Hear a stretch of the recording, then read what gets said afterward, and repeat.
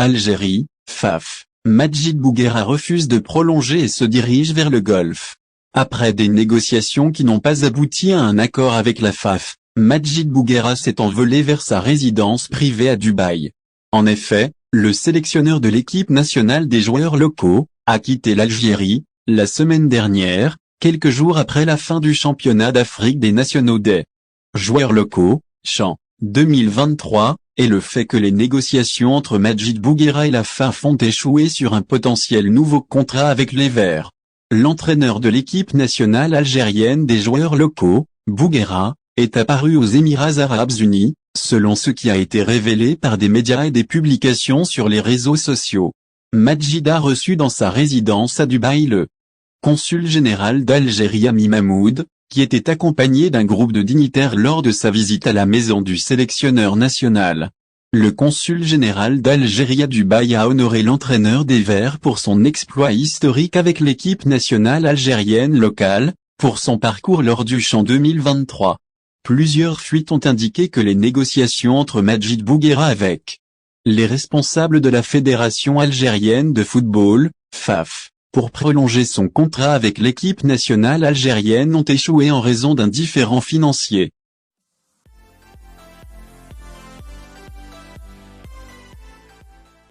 Biba risque ses relations avec l'Algérie. Les médias libyens ont rapporté, citant l'agence italienne Nova, des nouvelles des efforts du chef du gouvernement d'union nationale libyen, Abdelhamid Biba, pour normaliser les relations avec Israël. Selon les mêmes sources, Biba s'emploie à normaliser les relations avec Israël, en échange de son maintien au pouvoir, à la lumière du conflit de gouvernance entre les factions libyennes. L'agence italienne Nova a déclaré que le Premier ministre libyen avait demandé le soutien des États-Unis pour rester au pouvoir, en échange d'une normalisation des relations avec Israël. La même source a révélé que Biba avait ordonné la formation d'une équipe spéciale pour se coordonner avec Israël, au moment où le Conseil d'État libyen condamnait la visite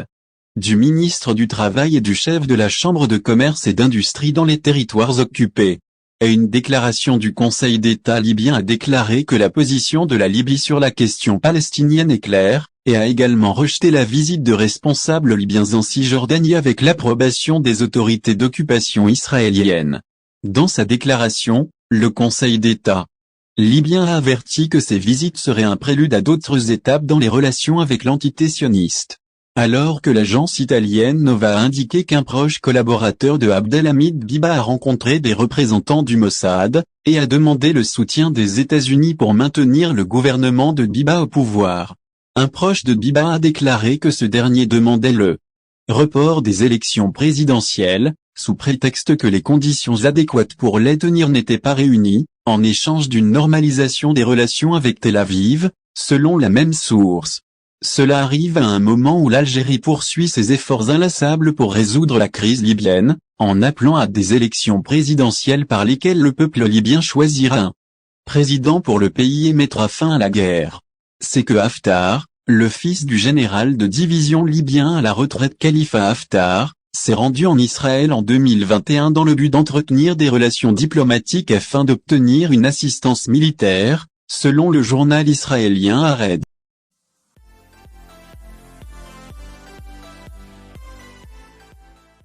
Un procès en annulation des accords d'Évian avec l'Algérie devant la Cour européenne. L'association française Grand Maghreb a saisi la Cour européenne d'une affaire d'annulation des accords d'Évian avec l'Algérie, après que le Conseil d'État a jugé qu'il n'était pas compétent pour l'examiner, sur la base de la réponse du ministère français de l'Intérieur selon laquelle la demande était inacceptable, parce qu'elle était dirigée contre l'action du gouvernement et qu'elle est arrivée tardivement. La Cour européenne a répondu à l'association française, selon un document obtenu par l'Algérie, qu'elle a reçu une demande en nullité des accords franco-algériens et l'a inscrite dans ses dossiers pour être examinée, selon les informations et documents qui sera préparés, et par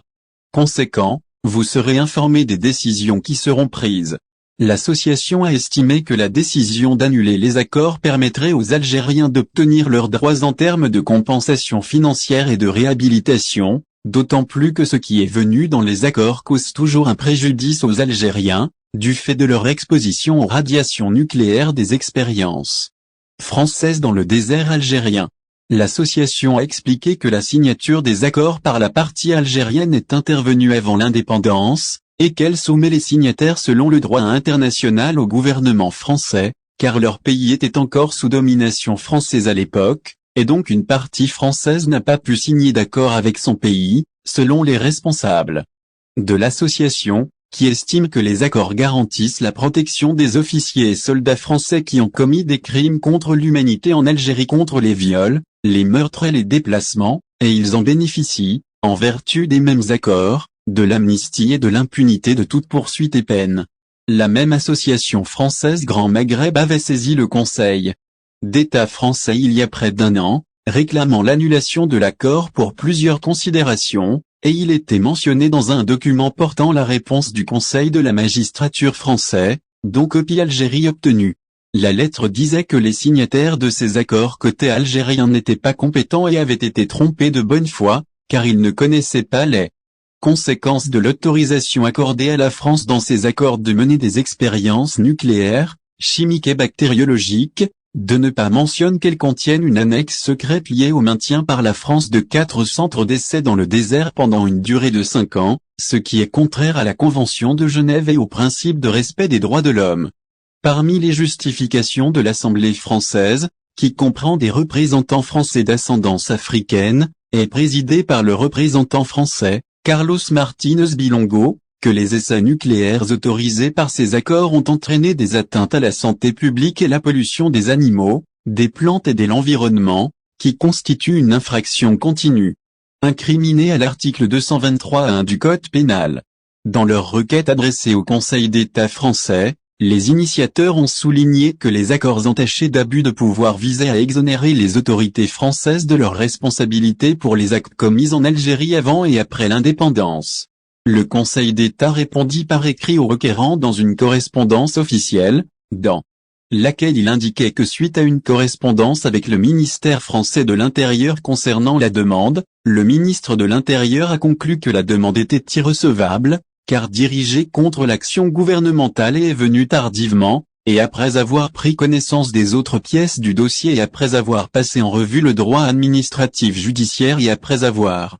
entendu en séance plénière le rapport de François Weil, conseiller d'État, et les conclusions de Sophie Roussel, rapporteur général, qui dit que ces actions ont eu lieu dans le cadre des procédures entreprises par le gouvernement dans le but d'obtenir un nouvel état indissociable des relations internationales de la France, et donc qu'il n'est pas soumis à la juridiction administrative, il a donc décidé de rejeter la demande parce qu'elle a été soumise à un tribunal qui n'a pas compétence pour l'examiner, comme l'explique